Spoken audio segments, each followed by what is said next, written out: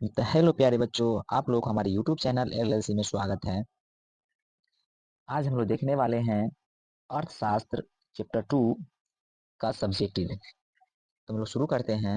यदि आप हमारी इस यूट्यूब चैनल पर नए हैं तो चैनल को सब्सक्राइब करें। Bell icon. क्वेश्चन नंबर 4 है कि संक्षिप्त रूप फॉर्म को फुल फॉर्म में कन्वर्ट करना है। तो यहाँ पर है जीडीपी। जीडीपी का अर्थ क्या होता है? जीडीपी को अंग्रेजी में कैसे बोलेंगे?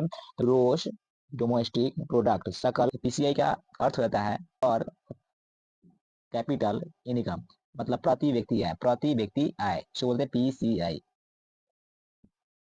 आगे है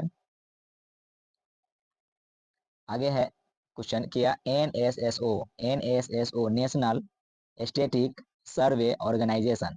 इसको हम बोल सकते हैं national static static sample organisation. ऐसे भी हम लोग बोल सकते हैं राष्ट्रीय सांख्यिकी सर्वेक्षण संगठन को। CSO central statical organisation. Central statical organisation जिसको हम लोग बोलेंगे हिंदी में केंद्रीय सांख्यिकी संगठन। तो सीएसओ का फुल फॉर्म होता है सेंट्रल स्टेटिकल ऑर्गेनाइजेशन, जिसको हम लोग हिंदी में बोलेंगे केंद्रीय सांख्यिकी संगठन। उसके बाद है 5 नंबर। 5 नंबर में है जीएनपी। जीएनपी नेशनल प्रोडक्ट, सकल राष्ट्रीय उत्पाद, सकल राष्ट्रीय उत्पाद। छठा नंबर आता है एनएनपी। एनएनपी तो एनएनपी का फुल फॉर्म हो जाता है नेट नेट नेशनल प्रोडक्ट, सकल राष्ट्रीय उत्पाद।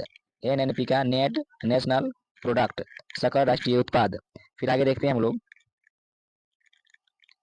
7 नंबर में है 7 नंबर में दिया है क्या? एनआई। एनआई एनआई का फुल फॉर्म हो जाएगा नेशनल इनकम। नेशनल इनकम राष्ट्रीय आय, राष्ट्रीय आय। उसके बाद है ईडीआई। 8वां क्वेश्चन है EDI economic economic development in India. इसको हिंदी बोलने कैसे? भारत में आर्थिक विकास।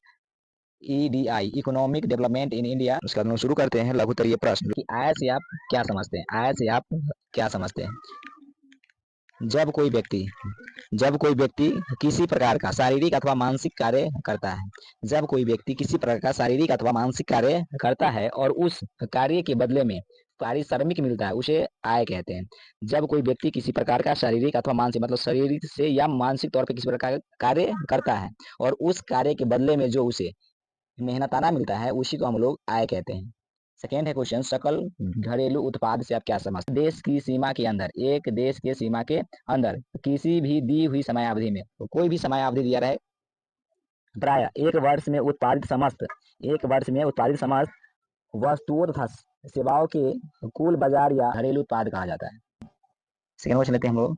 तीसरा की प्रति व्यक्ति आय क्या है? राष्ट्रीय आय में देश की कुल जनसंख्या से भाग देने पर, राष्ट्रीय आय में देश की कुल जनसंख्या से भाग देने पर जो भागफल प्राप्त होता है उसे प्रति व्यक्ति आय कहते हैं।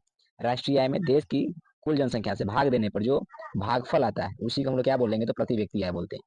देखते हैं सेकंड क्वेश्चन को कि भारत में सर्वप्रथम राष्ट्रीय आय ना कब और किनके द्वारा की गई थी? इसका सही आंसर हो जाएगा कि भारत में सबसे पहले सन 1868 ईस्वी में दादा भाई नौरोजी के द्वारा राष्ट्रीय आय की गणना की गई थी और उन्होंने ही बताया था कि भारत की प्रति व्यक्ति आय जो है 20 रुपए है। मैं कह रहा कि भारत में राष्ट्रीय आय की गणना की संस्था के द्वारा होती है। तो देखते हैं कि भारत में राष्ट्रीय आय की गणना केंद्रीय सांख्यिकी संगठन संस्था के द्वारा की जाती है। तो उसमें बोलते हैं सीएसओ, सेंट्रल स्टेटिक ऑर्गेनाइजेशन। राष्ट्रीय आय की गणना में होने वाली कठिनाइयों का वर्णन करें। तो राष्ट्रीय आय की गणना में आंकड़ों को एकत्र करने में कठिनाइयां। पूरे देश के लोगों की आय को हम पूरे देश की लोगों की आय को हम उत्पादन के रूप में या उसकी आय के रूप में आंकते हैं और इस आंकड़ों को एकत्र करने में अनेक कठिनाइयां होती है। यदि सही आंकड़ों को उपलब्ध न हो तो राष्ट्र के विकास की सही स्थिति नहीं प्राप्त होती है। सेकेंड है कि दोहरी गणना विधि का संभावना।